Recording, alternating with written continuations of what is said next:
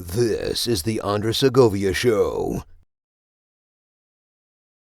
Hey YouTube, it's Andres. Thank you so much for joining me on this latest episode of the program.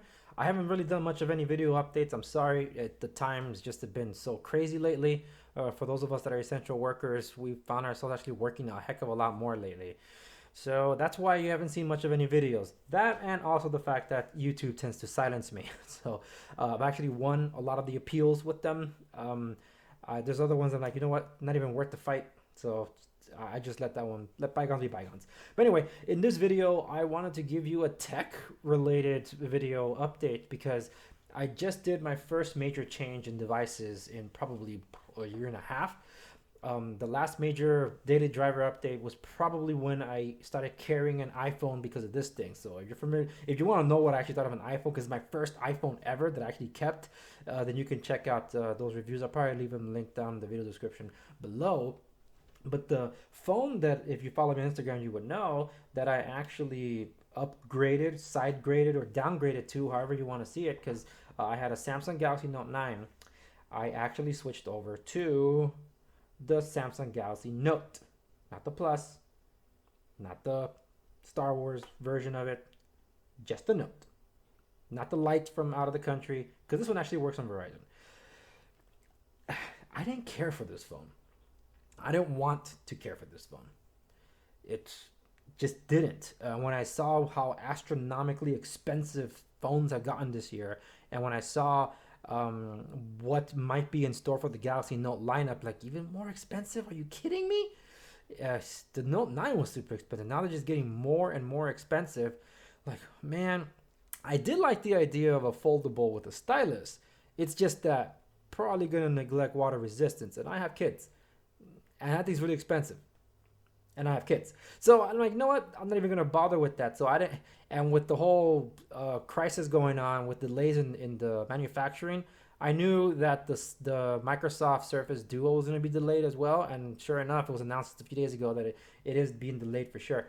This thing is so fresh. I just peeled off a plastic sticker. I didn't know what was on it. It's like, dude, for real? It's like, how many more do I got on this thing? Yep, I got another one on this thing. It's just that's how fresh it is. Because this is day two with this phone. I had to wait to get a case for it, and I got this Rink case. It's black camo. There's one that's just transparent without the camo on it, but I wanted to get the camo on it mostly because I wanted to complement my beautiful Black Rifle coffee mug. Mm. Especially since Black Rifle Coffee has been supplying a lot of my coffee lately to keep me going on a daily basis. Because for those of us, my goodness, I've been working like 14, 16 hours now. That's just crazy. Eating into family time, man, and I'm supposed to be at home. So that's it's a crazy time, folks. Really crazy time. Well, let me tell you. Let me get back to the technology talking. Why did I ended up settling for this thing? Well, first off, anyone that's seen my reviews on the Samsung Galaxy Note 9 would know that I was not a fan of that phone. And I started thinking that maybe I got a lemon, and sure enough, it was true. I did get a lemon. So when I got a replacement device, check that out, man. That's pretty cool, huh? So when I ended up getting the replacement device for that, the refurbished product actually worked a lot better than the new phone. So I was right. I was one of the first to report the Bluetooth issues, the camera issues that I had with it because it was just having horrendous issues, and it was a quality control issue, not a software issue. So it was a bit of hardware and all that. Well, with all that said and done, that the Galaxy Note 9 was the first device that actually worked really hard to get into my good graces. The last time a phone did that, I actually loved it more because of the brand was the HTC U11. But the one I really wanted was the HTC U11 Plus, which was not available in the States. Then the U12 Plus came out, but then I was just like, it's too late for HTC. So the Samsung Galaxy Note 9, mostly because I do use Samsung specific stuff. Like I do use Samsung Health. I've kept my health diary on that thing for about 4 years. I tried transferring or at least copying over to my Fitness Pal, but I just love that it's that I could see my macro breakdown on Samsung Health. So I preferred that over my Fitness Pal. I just use my Fitness Pal to track my weight loss or weight gain depending on what I was doing for training. Uh, and then also in combination with the fact that you can take your heart monitor, or your heart rate and the built-in blood, stress level pressure on the phone itself was really awesome. But I always said my most favorite phone the past few years, the one that was taken out of my hands was the Samsung Galaxy Note 7. That was just about the perfect device. I thought the size was right. It lacked stereo speakers, but it had water resistance and a water resistant stylus. And it was just, again, it was the right size. And since I had the first unit that was recalled, then I had the black unit that was also recalled. So I was able to get both in two colors that were unique to me at the time, for that kind of product, which was the black one and the silver one. My favorite one was the silver one. But the blackout one was also so gorgeous. You couldn't see the end of the screen and where the chassis began. And unfortunately, that was taken away from us, right? So the Note 8 was not interested. The Note 9 was not interested. I ended up going for it because I heard it might be the last one with the headphone jack. And oh my goodness, those rumors were right, because the Note 10 did not have a headphone jack. But then Samsung did something different. They launched two versions of the Note. The lesser one, and then what the Note should be, with expandable memory, no headphone jack. But like an extra camera array, or like the depth sensor, whatever the heck it was. I didn't care. I really didn't care. It was too freaking big, man. And now with the rumor that the new phone might be even bigger than that, like, oh my goodness, this is crazy. The Note 9 was already too damn big, so it's just inconvenient to carry around in the pocket. So I dropped my phone a few times. So the front screen is cracked, and with this whole crisis mess, there really isn't any place that's open to take care of these things. And like, man, I could have to wait some time. So I was finding myself running my finger through the screen and cutting myself almost, because like, oh my goodness, this thing's like slicing my skin off my fingertips. And I was using the stylus too, but even that, the stylus was being like chipped off every time I would go across the screen. I got a D-brand skin on it, but it was only mitigating the back from cracking even more. So I'm like, oh, I'm gonna need a new phone, and I'm not gonna be able to wait that much longer. So I did not want to get a new phone. I've been using the iPhone XR, 10R, stupid. And I got it in red because I've always been a fan of product red. But this was a interesting phone, which goes very well with my Apple Watch. I use this because of the Apple Watch, but I always felt it was a little awkward because I hate typing on it. I felt it was too narrow of a screen. If they spread it out the screen more and just reduced the bezels on this thing, it could, type better. So that was my concern when I got this guy. When this thing arrived and I pulled it out of the box, it was like, I got you by force. I got it on eBay because no one else had this one anymore. Because if I was going to get a phone I didn't want, at least I wanted in the color that I preferred. Red. Limited edition. Nobody had it. But eBay did. So when I pulled it out of the box, the first thing I asked was, why does this feel like a Note 7? So I immediately got up the specifications. This thing is almost spec to spec what the Note 7 was, which I've long said was my favorite Note and my favorite smartphone of the past several years. So I'm like, immediately I was taken aback, like in that Ratatouille movie when the Anton Ego is eating and he eats ratatouille and he's like taken back to when he was a kid and his mom cooked for him. That's how I felt when I picked up this phone.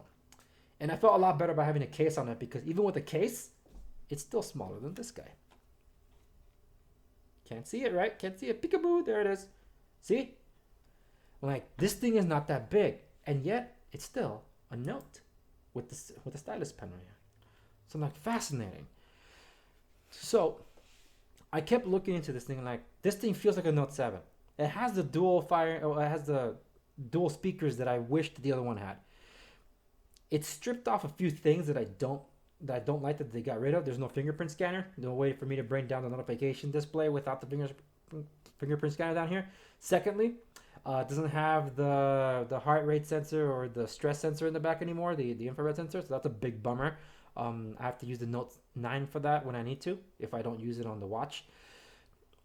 And of course, the headphone jack is gone. So those are my three main gripes. That it doesn't have the headphone jack, screen, fingerprint scanner back here, and the sensor for heart rate and stress. Outside of that, I love the size. I love the color. And the screen, despite it being 1080p, you know I'm a believer of this? This is going to sound really silly. The iPhone. This thing has a 720p display. But the panel is done so well that unless you're trying to watch true HD content, you're not going to notice it. So I'm like, I could make do with 1080p if this screen looks fantastic. And this AMOLED Samsung panel looks fantastic. So I haven't minded the transition so much. I've actually enjoyed carrying this thing around. I just got to get used to the ultra fingerprint scanner on the screen display here, which actually opens pretty quick. And I haven't put my face on it yet, which I probably should. But just because the phone isn't as tall, I don't mind so much in stretching and pulling the screen down. So I have enjoyed that so far. And I'm looking forward to just putting it through its paces and see how it holds up. The battery should technically be like the Note 9 because it's the same size battery, but it's a smaller phone, good enough screen. It gets me by no more than I need. And at first I'm like 256 gigabytes built in without expandable storage. This is gonna be ridiculous. I don't miss it as much anymore. My Note 9 was 128 onboard storage, gigabytes onboard storage, and I had a 120 gigabyte SD card that I put in there. Well, guess what? This is 256, and UFC, I think it's 3.0, 3.1. The transfer speeds to re-input all the data, it took me 45 minutes to put onto the phone, into the Samsung. I put twice as much into this phone at the same time, or less. Mind-blowing fast. So it's the same amount of data or storage I was carrying on my previous phone, but now with faster storage speeds without concern for memory card. So I'll let you know what I think. I'll let you know, because I have unlimited, I don't want to say unlimited storage on my cloud drives, but I have about 3 terabytes of online cloud storage. So that's going to be interesting to see how it all plays out. But anyway, that's the long and short of my first impressions of the Galaxy Note 10 in this beautiful red color. And I'll let you know what my final thoughts are when I put it through its paces. All right, guys, that's it for this video. Like, share, subscribe, stay tuned, hit the notification bell because you never know when I'm going to put up a video like this.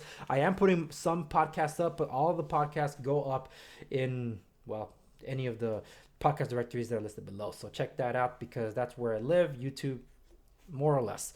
But we'll see where that goes. And follow me on Instagram for exclusive content that's exclusive to Instagram too. Yeah, I'm across a lot of different channels. So anyway, that's about it. Thank you so much for tuning in to this latest episode of the program. And I hope you're safe, and I hope all those around you are safe and healthy as well. I'll see you on the next one.